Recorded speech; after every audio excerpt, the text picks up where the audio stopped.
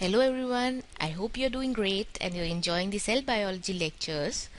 So today we'll be continuing with the same and we are going to study the most important organelle of the cell, which is nucleus. In this lecture we are going to study about the nucleus's introduction, properties and function. This video is by me, Dr. Aprajita Rao. So what is a nucleus? If you see in these pictures, there are these round structures present. These round structures which are floating in this cytoplasm, that is the fluid around, are known as nucleus. So by definition, it is a dense organelle. It is very dense. It has a lot of material inside it. Okay, and it is present in most eukaryotic cells. Very important is that it is present in most eukaryotic, not prokaryotic. Please remember that. So it is typically a single rounded structure. If you can see, it is a single rounded structure bounded by a double membrane containing genetic material. It has genetic material. So what does the term nucleus mean? It means in Latin, it is a Latin word and it means kernel or nut. So it looks like a nut, so they named it nucleus. Now comes one more term, which is karyology. So what is karyology? Karyology is the study of nucleus. In one simple line, it is the study of nucleus and it is studied in regard to chromosomes. What are chromosomes? They are a structure present inside the nucleus which we will be studying later on. So this is how it looks like. These are chromosomes actually, and this is how the study of karyology is done. So now let's move to the history. How was nucleus discovered? So it was the first organelle to be discovered. That is a very important question. Which was the first organelle to be discovered? So Mr. Antony von Leeuwenhoek, back in 1600s, he observed the lumen of the nucleus and he did it in the red blood cells of salmon. Salmon is a fish, we all know. So whatever he saw, it looked like this. He did not have a very high power microscope, so it did look like this. So after that, Mr. Franz Baer, this man right here, he came and he noticed something which was like a nucleus. But it was actually Mr. Robert Brown in 1831 in a talk at the Linnean Society of London that he realized that while studying orchids under a microscope, he observed that opaque area. He called it areola or nucleus. So the term he used back then, that is nucleus, is still being used today. But he did not know what the potential function can be. It was later on when Mr. Mendel, he started discovering his chromosomal theory of heredity and all those rules, that we came to know that nucleus is actually the genetic information carrier. So that happened in the 20th century. So that was almost 200 years later that we came to know what was nucleus's actual function. Nucleus is the commanding officer of the cell. So the nucleus acts like the brain of the cell. It is the brain of the cell and it controls every small thing, that is eating, movement, reproduction. If anything happens inside the cell, nucleus definitely knows about it. So the nucleus, it is also known as the director of cell, the brain of cell, the control center of cell, and many other names it has been given. So why so? It is because it has something known as genes.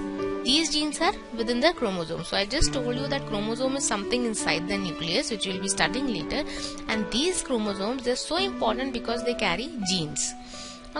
So the function of the nucleus is to maintain the integrity of these genes, and these genes are responsible for everything we are. That is the gene expression, how our eyes are supposed to be, how we are supposed to talk and everything. So that is why the nucleus is the control center of the cell.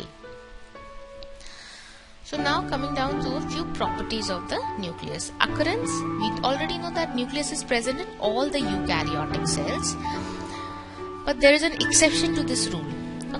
What is it? That mature sieve tube elements of phloem, number one, in phloem, in the sieve tube elements of phloem, the nucleus is not present, and in the mature RBCs of mammals, nuclei is lost secondarily at maturity. Now, how the examiner tricks you is, he'll ask, in the RBCs of mammals is nucleus present or not? So in the young RBCs it is present, but in the matured ones it is not. So please pay attention to this point.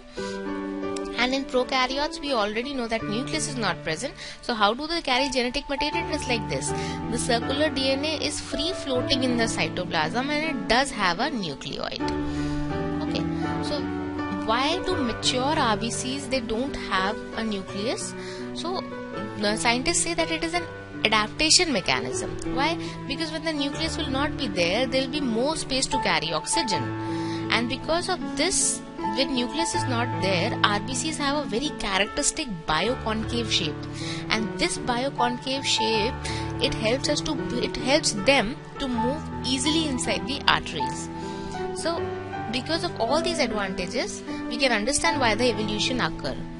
But still, we know very little about the genes that cause this enucleation. Enucleation is removal of the nucleus. Okay, so why it happened, we don't know exactly. So the process is not fully understood. So we just studied that all eukaryotic cells, they have nucleus, except for two examples we gave. And in that, one was that the mature RBCs of all mammals.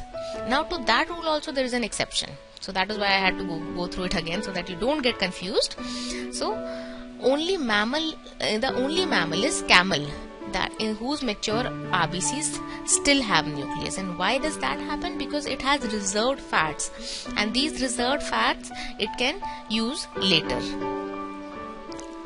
Where is nucleus actually positioned? So in a normal cell, the nucleus will always be positioned in the center of the cell. But in plant cells or in matured cells, as the cell grows, the vacuole inside the cells, it starts growing.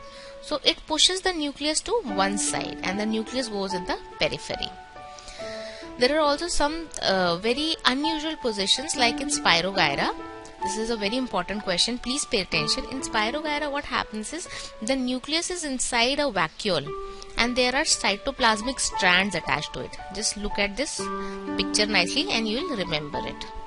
Okay. Now comes the number. So most cells, eukaryotic cells, they have one nucleus. That is, a single nucleus is there. But in different cells like in paramecium, liver cells or cartilage cells, they are binucleate. That is, it has two nucleuses. And there is something known as multinucleate. These are present in bone marrow, striated muscles, latex vessels, several fungi and algae. So you can see multiple nuclei. But the most important thing to study in this slide is the terminologies: eukaryon meaning one nucleus, dikaryon meaning two nuclei, and polykaryon means multinucleate. So karyon, please remember, karyon means nucleus. Wherever you will read karyon, it means nucleus. So you can go on adding u means one, di means two, and poly means many. Okay, you can easily remember. So let's go down the road of more terminologies. I know little boring, but I have put as many pictures as I can so that you like it. So in animals, when there are multinucleate cells, they are known as syncytial cells. What are syncytial cells? In animals, there are multinucleate cells.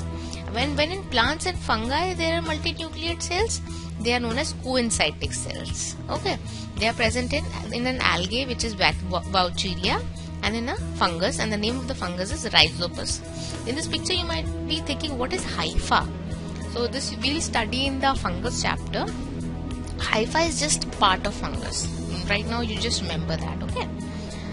Then acellular slime molds are also present. Okay, they are acellular in nature, and they even after being acellular, they have a multinucleate protoplasmic body.